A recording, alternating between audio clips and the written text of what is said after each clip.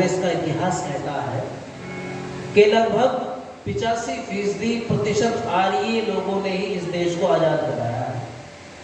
और मैं तो ये कहा करता हूं कि ये तो केवल ये बात हो जाती है कई बार कि हम आर्य समाज के लोगों की बात करते हैं। अरे जो भी लड़े थे वो सब आर्य थे, चाहे वो हिंदू हो, मुस्लिम हो, सिख हो, जैन हो, जो भी देश के काम आता है, जो भी राष्ट्र के हित रखता है, वो ही श्रेष्ठ होता है। बंधुओं, मैं निवेदन कर दूं इस शहीदी दिवस पर कि केवल गुणानुवाद करना, केवल अपने इतिहास को ही रगड़ते रहना और उसको देख करके आगे की योजनाएं ना बनाना, वो हमारे पतन का कारण हो जाता है। वर्तमान में भी परिस्थिति कोई ज्यादा बढ़िया नहीं है। आप जो विचार कर रहे हैं ये उन लोगों के जज्बे को, क्योंकि उस समय भी ऐसा ही था जैसा सरकारें हैं वर्तमान में। जो विरोध करेगा उसको डंडे बजाएंगे, चाहे वो कितना बड़ा सेलिब्रिटी क्यों ना हो, कितना बड़ा पहलवान क्यों ना हो। उस समय भी ऐसा ही था, जो सरकार के पक्ष में रहता था उसको वो बड़ा प्रेम करते थे अंग्रेज, और जो सरकार का विरोध करेगा उसको डंडों से मारते थे, जेल में डालते थे। आज भी तो ऐसा ही, आज कोई नई बात हो रही है, करके देखो विरोध, सोशल मीडिया तो वो जल्दी हो जाती है, डंडे पड़वा देते हैं, बजवा देते हैं, उठवा देते हैं, जेल में भेज देते हैं, एलिगेशन झूठे, ईडी बीडी पता नहीं क्या क्या एलिगेशन लगा करके आपको अंदर कर देंगे। जो आपको विरोध आप करोगे, देखो अच्छाई के लिए आवाज उठाना, वो वीर भगत सिंह, राजगुरु सुखदेव, जितने हमारे वीर क्रांतिकारी शहीद हुए हैं, जो नींव की ईंट बनकर के भी, जिनके नाम तक भी हमें नहीं पता, वो भी लोग शहीद होकर के इस देश को कुर्बान होकर के बचा करके गए हैं, उनको सच्ची श्रद्धांजलि अर्पित करना है, उनके कर्मों को आगे करते रहना। वर्तमान में महर्षि दयानंद जी महाराज ने जो विचारधारा दी थी और कहा था कि विदेशी राजा चाहे कितना भी बढ़िया क्यों ना हो, लेकिन स्वदेशी राजा चाहे कितना भी बुरा हो, स्वदेशी राजा स्वदेशी राजा ही होता है। ऋषि दयानंद सरस्वती जी महाराज को जब पढ़ेंगे, ऐसा दुनिया में राष्ट्र के प्रति समर्पित व्यक्ति ऋषि आज तक नहीं है। वीरों के खून में उबाल देने का काम, जिसने उष्णता भरने का काम किया है, वो कौन थे? महर्षि दयानंद जी महाराज, जो भगत सिंह वीर बने, उनका परिवार वीरता से परिपूर्ण है। वो केवल और केवल किसकी देन है? आर्य समाज और ऋषि दयानंद की, क्योंकि उनके दादाजी और पूरा परिवार। आप जो शहीद आजम भगत सिंह फिल्म बनी है ना, आपने जिन लोगों ने देखी उसको ध्यान से देखना की बात। जब भगत सिंह बाल्यावस्था में अपनी चाची के पास आती हैं तो कमरे में पीछे महर्षि दयानंद की फोटो लगी है। वो फिल्म में भी दिखाई गई है कि घर में ऋषि दयानंद का फोटो टंगा है। बंधुओं, वो आर्यत्व के विचार उनके अंदर कूट कूट कर भरे हुए थे, इसलिए उन्होंने देश से इतना प्रेम किया, अपनी जान से इतना प्रेम नहीं किया। नहीं तो जब फांसी व्यक्ति चढ़ता है ना, तो जेलर लोग बताते हैं कि कुछ तो ऐसे केस होते हैं, पंडित जी कुछ तो पहले ही मर जाते हैं फांसी का नाम सुनते ही। लेकिन वो क्या वीर थे, जो फांसी के फंदे चूम करके, फांसी के फंदे को चूम करके गले में डाल दिया, जल्लाद के भी हाथ कांपने लगे। अरे ये कितने बड़े वीर हैं, कितना बड़ा जिगर इनका है, कितना बड़ा हृदय ये लिए हुए हैं, वीरता से ओतप्रोत हैं। ऐसे लोग संसार में, बंधुओं, मौत का नाम भी बुरा होता है, लेकिन जिसने राष्ट्र के लिए अपने मौत को, अपने जीवन को कुर्बान कर दिया हो, तो समझो कि वो किससे अधिक प्रेम करता है, अपने आप को करता है कि समाज को करता है? समाज को करता है। वीर क्रांतिकारियों को सच्ची श्रद्धांजलि हम अर्पित करें। उन लोगों के जो बताए हुए मार्ग हैं, जो पथ है, उन पर वर्तमान में भी काम करें। कैसे? महर्षि दयानंद जी महाराज पत्राचार करते थे राजाओं को। अब ध्यान देना, राष्ट्र के केवल अध्यात्म, ऋषि दयानंद ने सत्यार्थ प्रकाश लिखा। पहले 10 समोल्लास जो लिखे हैं वो किसके ऊपर है जी? अध्यात्म के ऊपर है। शंका समाधान है, बाद में शुरू ईश्वर से किया, क्योंकि बड़े विद्वान लोगों ने एक बात कही है, जो आध्यात्मिक ज्ञान से ओतप्रोत नहीं होता ना, वो जो है वो देशभक्त भी नहीं होगा। दयानंद सरस्वती ने राजाओं को पत्र लिखा। अब देखना इस बात को कौन सोचेगा, आज के महात्मा नहीं सोचेंगे। उन्होंने लिखा कि जो आपके राज्य काल में 30 वर्ष 35 वर्ष नौकरी करे, जितना वेतन आप उसको जब देते थे उतना ही वेतन आप उसको उसकी सेवानिवृत्ति के बाद देते रहें या उससे कुछ कम। अगर उसकी मृत्यु हो जाती है, अगर उसकी मृत्यु हो तो उसकी पत्नी को उसका वेतन दें, और अगर उसके पुत्र जब तक समर्थ ना हो तब तक पत्नी को दे। जब उसके पुत्र बच्चे समर्थ हो जाएं तो उसका वेतन उसके पुत्र को लगा करके उसकी स्थान पर नियुक्त करके जितना समय अनुसार जितना वेतन बैठता है उतना दे योग्यता अनुसार, और उसकी पत्नी को जो पेंशन देते थे उस पेंशन को आधा कर दे।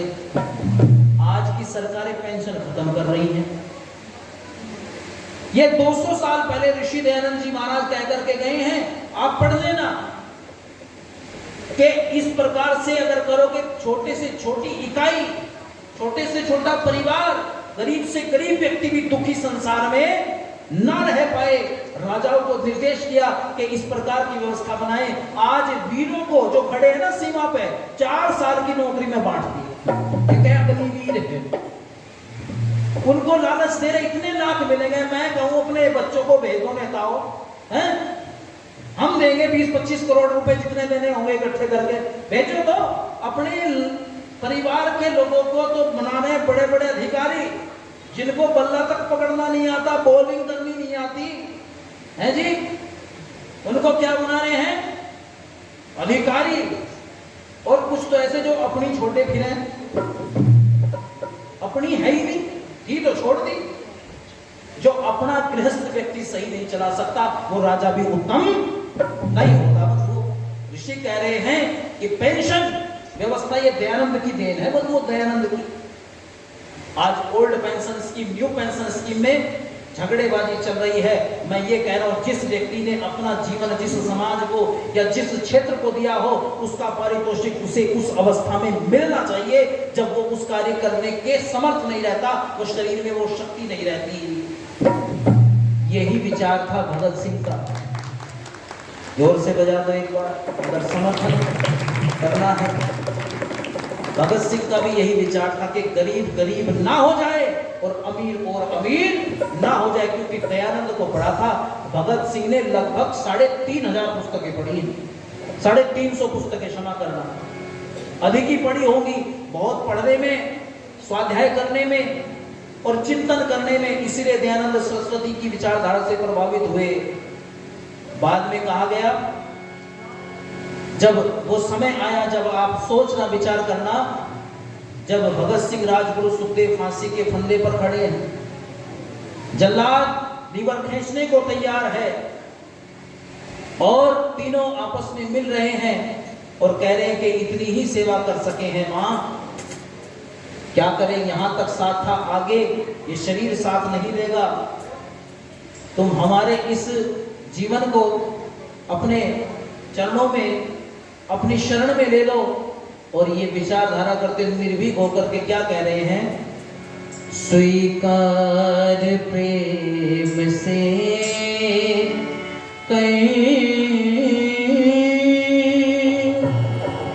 माता ये से हमारा, मातम कभी न करना, मातम कभी न करना, नारी व नर हमारा, स्वीकार प्रेम से कहे माता ये सब हमारा, स्वीकार प्रेम से कहे माता ये सब हमारा, मातम कभी न करना,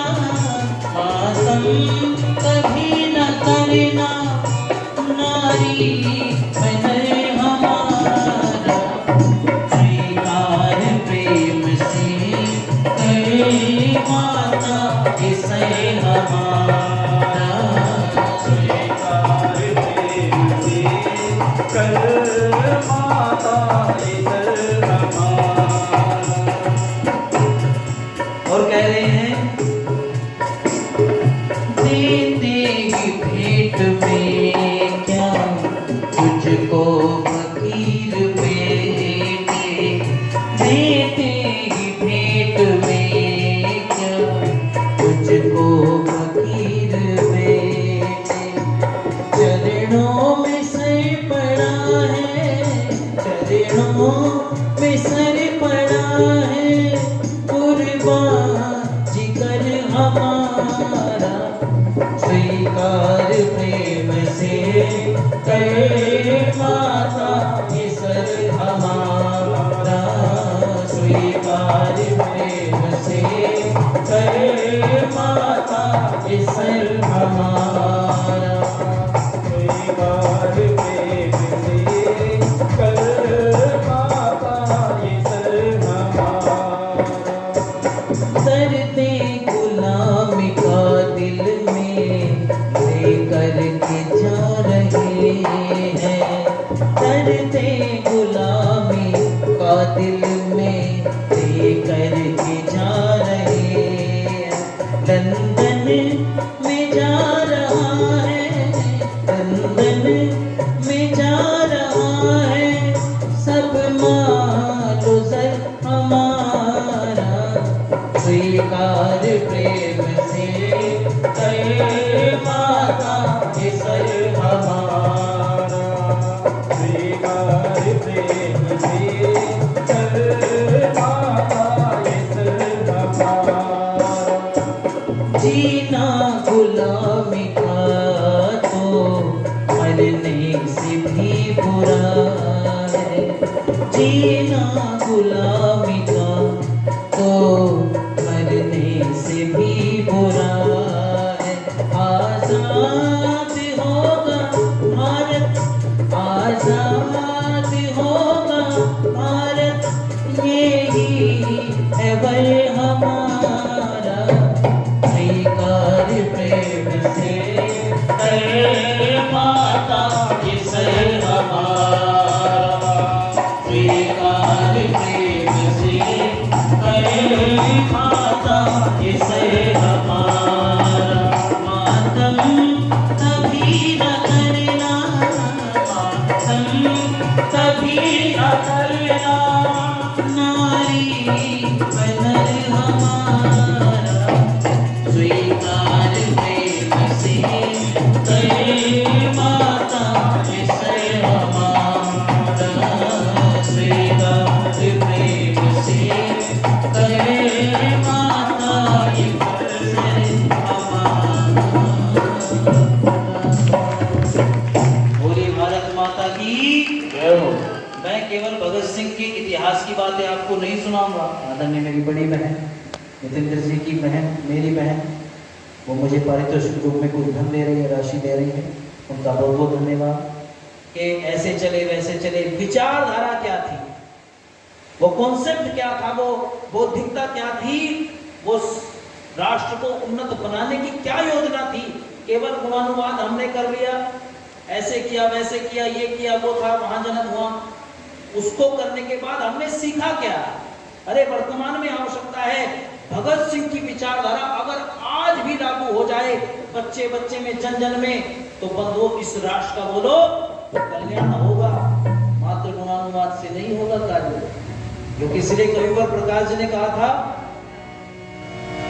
वो ही आलिम है वो ही ज्ञानी है, जिसने पीड़ा पराई जानी है।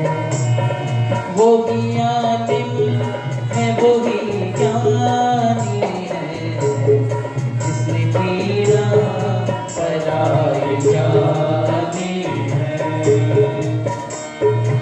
आपन के कायल जो बह रहा तन में,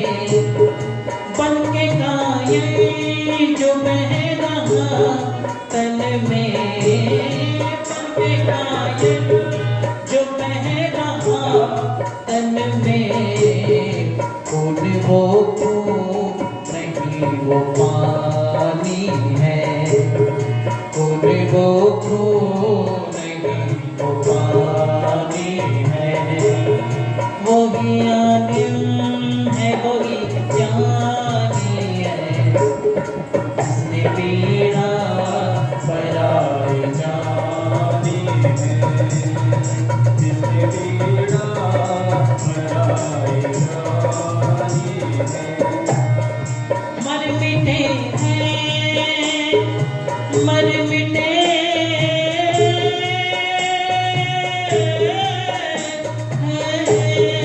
मर मिटे हैं जो सच्चाई पर प्रकाश, मर मिटे हैं जो सच्चाई पर प्रकाश, उनकी जग में अमर कहानी है, उनकी जग में अमर कहानी है, वो ही आलिम है वो ही ज्ञानी है, जिसने पीड़ा पराई जानी है, जिसने पीड़ा पराई जानी है, जिसने पीड़ा पराई जानी जानी जानी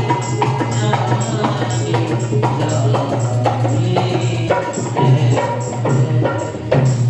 बोलिए भारत माता की। जय हो। तो जिसने पीड़ा पराई जानी है वही आलिम है वही ज्ञानी है। इसलिए कहा कि संसार का उपकार करना इस समाज का मुख्य उद्देश्य है, अर्थात शारीरिक आत्मिक और सामाजिक उन्नति करना। ये उद्देश्य लेकर के उन वीर क्रांतिकारियों को नमन करते हुए, उन शहीदों को नमन करते, उनके बलिदान को प्रणाम करते हुए और उनसे प्रेरणा लेकर के कि उन्होंने जो स्वप्न देखा था क्या वर्तमान में वो स्वप्न साकार हो रहा है क्या? क्योंकि आजादी के तुरंत बाद ही आपने देखा होगा वीके दत्त का क्या हाल हुआ था, वो दुर्गा भाभी का क्या हाल हुआ था, गुमनाम हो गए, कोई पूछने वाला नहीं था बंधुओं। इसलिए कहा कि वर्तमान में भी हमें सचेत रहना पड़ेगा, क्योंकि इस देश के अंदर मात्र 1,05,000 अंग्रेज थे और उनकी फौज में कौन भरे हुए थे? सारे मारे वाले तो थे। आज फौजी भी कौन है? सारे किसानों के बच्चे तो डंडे इनके लगवाने उन्हीं के हाथ, आज भी उन्हीं के हाथ पिटवाना सोचे ही। पुलिस में कौन है? आपके बच्चे तो हैं। आप आंदोलन करोगे तो आपके बच्चों के हाथ में लाठी है, आपके बच्चों के हाथ में बंदूकें हैं। मैं निवेदन कर देना चाहता हूँ, ये लोकतंत्र है और लोकतंत्र की शक्ति मनुष्यों के हाथ में हुआ करती है। 5 साल कोई पसंद आए हटा दो। निवेदन कर रहा था कि 1,05,000 अंग्रेज मात्र और 38 करोड़ इस देश की जनसंख्या कैसे काबू किया होगा, ये सोच लो, विचार कर लो आप बंधुओं। इसलिए वो संगठन, वो फूट जो उस समय थी वो आज ना बनी रहे। हम एकाग्र कैसे हों, हम एकत्रित कैसे हों संगठन में, संगठन की भावना हमारे अंदर कैसे आए और कैसे हम वतन को, इस राष्ट्र को उसी भगत सिंह के द्वारा जो सोचा गया था वो राष्ट्र बने। मात्र आजादी ही नहीं, स्वतंत्रता का मतलब देश के अंदर सबको सबके हक समान मिले, जो जैसा है वो वैसा ही रहे, जो जैसा सुख जिसको जैसा दे सकते हो, ऊंच नीच भेदभाव कोई ना रहे, कोई हिंदू मुस्लिम ना हो, कोई किसी प्रकार का कोई दंगा ना हो, सब एक दूसरे से, कोई अमीर अमीर ना हो, गरीब गरीब ना हो, कोई परेशान ना रहे। वो विचारधारा पर काम करना होगा, ना कि चाटुकारिता करने से काम चलेगा। इसलिए संगठन में पहले भी यही हुआ कि उन लोगों की संख्या कम और हम लोगों की ज्यादा, लेकिन हम ही तलबे चाटने में रहे। आज भी ऐसा ही होगा, क्योंकि सरकारें कितनी संख्या में होती है, आम जनता कितनी होती है। तो इसलिए समय के अंतर्गत थोड़ा ज्यादा होगा, इसके लिए क्षमा प्रार्थी। बहुत बातें मन में है, नया चिंतन, कुछ बातें बताने का प्रयास करता हूँ आप लोगों के बीच में। आप सभी ने सुना, आपका बहुत बहुत आभार। आप सभी ने जो पारितोषिक दिया है, धन दे करके सम्मान किया, उसके लिए भी आपका पुनश्च बहुत बहुत धन्यवाद। आगामी कार्यक्रम को शांति।